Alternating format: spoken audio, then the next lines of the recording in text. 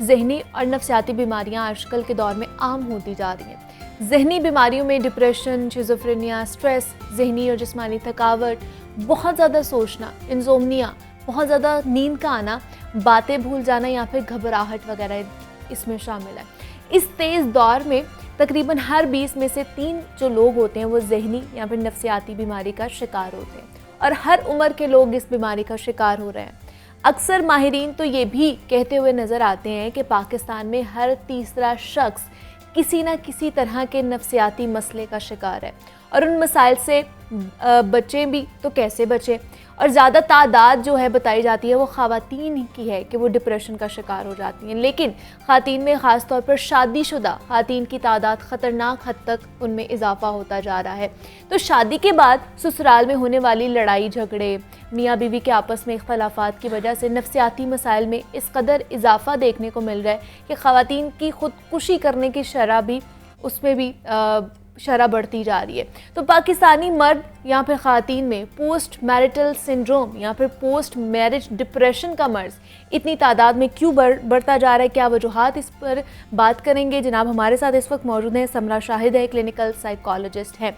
समरा, आपको वेलकम कहती हूँ जागो लाहौर में, कैसी हैं आप? थैंक यू जी, अल्लाह का शुक्र, I am fine, thank you. Samra, सबसे पहले तो बताइए ये जो पोस्ट मैरिटल डिप्रेशन है कि शादी के बाद बहुत से, हम सिर्फ ये नहीं कहते कि ख़वातीन को ही ये डिप्रेशन होता है, मर्द हजरात भी इसमें मुब्तला हो सकते हैं।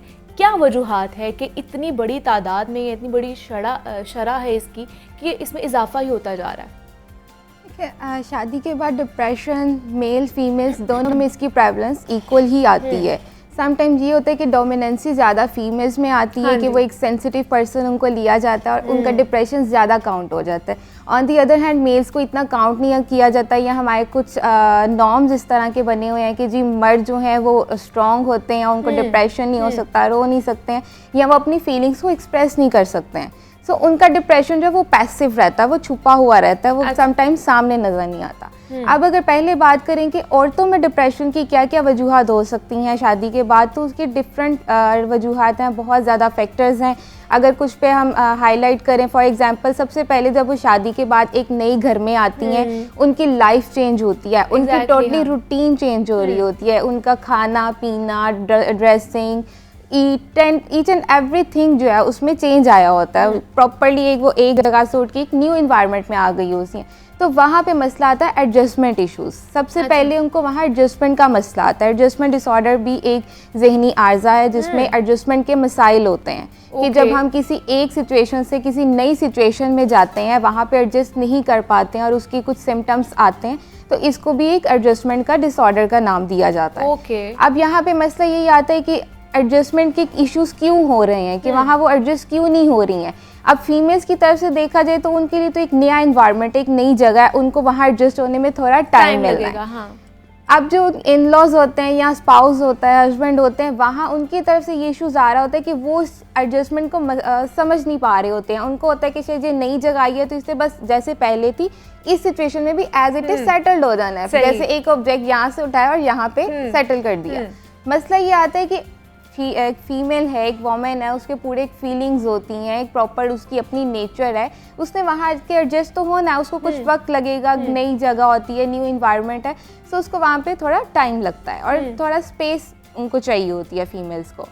ऑन दी अदर हैंड अगर मेल्स की डिप्रेशन की बात की जाए तो उनके लिए भी इसी तरह से ही होता है। ऑल्दो वो अपने घर पे ही होते हैं, उनके लिए जगह चेंज नहीं होती, लेकिन फिर भी उनकी लाइफ में भी एक बिग चेंज आया होता है। एक स्पाउस उनकी लाइफ में आ गया, एक पार्टनर आ गया, हर चीज़ उनकी शेयरिंग हो रही होती है। जो चीज़ पहले वो खुद हर चीज़ में है, फिर वो शेयरिंग पे आती है। फिर उनके फाइनेंशियल रिसोर्सेज भी उन्होंने देखने होते हैं कि पहले तो हम अपने ओन पे थे, अब एक फैमिली होगी, उसको हमने प्रॉपर टेक केयर करना है। सो उनके भी मल्टीपल रीजंस इश्यूज हो सकते हैं या रीजंस हो सकते हैं, लेकिन हमें पता कैसे चलेगा, साइंस एंड सिम्टम्स क्या हो सकते हैं ख़वातीन में ऐसे कि जिससे पता चल जाए अच्छा ये किसी ना किसी डिप्रेशन का शिकार हो रही हैं, या उसको टाइम कितना लगता है, कितना टाइम टेकिंग प्रोसेस होता है ये डिप्रेशन का जो टाइम जिसको हम एक प्रॉपर डिप्रेशन का आर्जा या डिसऑर्डर कहते हैं, उसके लिए मिनिमम टाइम जो है वो एटलीस्ट 6 मंथ्स का होता है कि 6 मंथ्स ड्यूरेशन का अगर ये चलता जा रहा है तो उसके बाद हम कह सकते हैं कि ये डिप्रेशन है।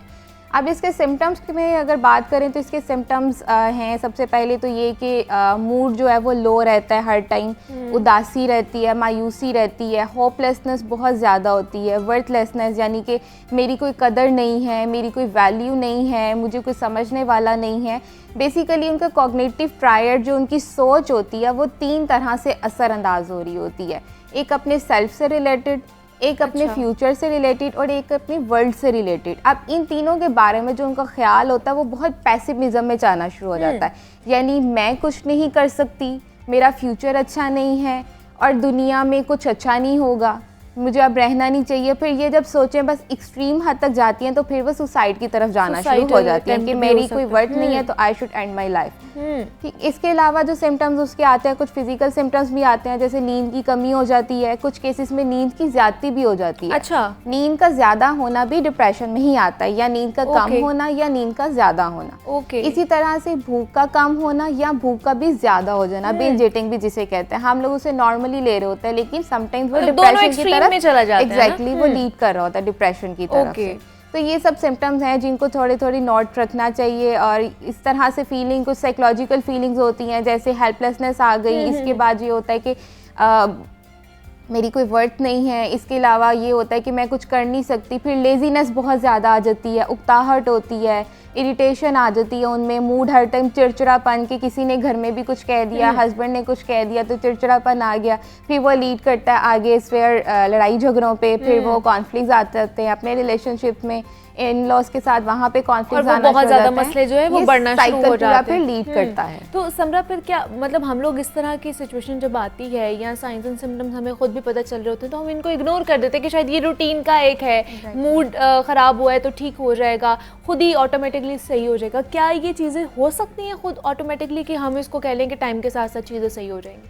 टू सम एक्सटेंट अगर एक सरफेस लेवल पे हैं तो खुद से ठीक भी हो जाती हैं। जैसे मूड वेरिएशंस आती हैं, मूड स्विंग्स होते हैं कि मूड कभी अच्छा है कभी ठीक हो गया, उसके अकॉर्डिंगली भी चीज़ें नॉर्मल हो जाती हैं। लेकिन जब अगर वो स्पेरिटी पे इस तरह से आ गई हैं और वो एक कंप्लीट डिप्रेशन पे ही जा रही हैं तो फिर वहाँ पे चीज़ों को सीरियसली भी देखना चाहिए। अगर बहुत ज़्यादा सीरियसली है तो वहाँ मेडिकेशन भी होती हैं, कुछ एंटी डिप्रेसेंट्स होते हैं ताकि बॉडी को रिलैक्स किया जा सके, माइंड को रिलैक्स किया जा सके, अगर नींद की इश्यूज़ हैं तो वो ठीक हो सके, इन सब चीज़ों के लिए मेडिकेशन। इसके साथ सेकंड जो काम आता है वो थेरेपी होती है कि किस तरह से जो आपके कॉन्फ्लिक्ट्स चल रहे हैं, जो रिलेशनशिप में मसाइल आ रहे हैं, जो डिप्रेशन की तरफ लीड कर रहे हैं, फिर आपके लड़ाई झगड़े इन सब चीज़ों पे लीड कर रहे हैं, इन सब चीज़ों के लिए फिर थेरेपी पे काम होता है। जो सेशंस होते हैं, प्रॉपरली बैठ के डिस्कशन होती है, फिर बताया जाता है कि अब आपने क्या करना है।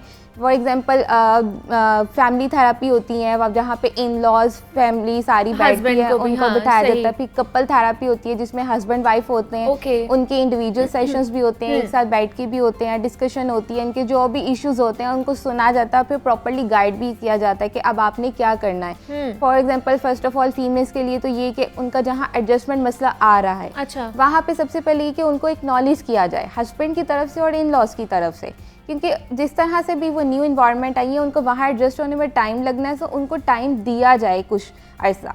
जो मेनली डिप्रेशन होता है, पोस्ट मैरिटल डिप्रेशन, ये शादी के फर्स्ट 3 इयर्स में इसकी प्रेवलेंस ज़्यादा होती है। इसके बाद होता ये एक डिप्रेशन कम नहीं होता, वो उस माहौल में उस तरह से एडजस्ट होना शुरू हो जाती हैं। डिप्रेशन वहीं पे होता है और उन चीज़ों को फिर वो नॉर्मली लेना शुरू कर देती हैं। ठीक है, तो इसमें सारे सिनेरियो में जो हमारे इर्द गिर्द के जो लोग होते हैं, ख़ासतौर पे हम जो हस्बैंड्स होते हैं, उनकी क्या जिम्मेदारियां बनती हैं अगर वो इस तरह का सिनेरियो देख रहे हैं या कुछ साइन एंड सिम्टम्स अपनी वाइफ में देख रहे हैं, तो वो क्या क्या कर सकते हैं, क्या क्या फैक्टर्स जो हैं उनकी मदद से इन चीज़ों को सही कर सकते हैं? वहाँ पे ये है कि मेन फैक्टर तो हस्बैंड है जिन पे वो डिपेंडेंट हैं, तो उनका साथ होना और सपोर्ट करना इमोशनली मेंटली ये बहुत ज़रूरी है। अच्छा, ठीक है, तो यहाँ पे ये चीज़ है कि हस्बैंड की तरफ से प्रॉपरली अटेंशन एक तो दी जाए, बैठ के सुना जाए। सबसे मेन इश्यूज वहाँ पे आते हैं जहाँ कम्युनिकेशन गैप होता है, फिर चाहे वो हस्बैंड आए, वाइफ आए, इन लॉज हैं, या कोई भी रिलेशन आ जाए।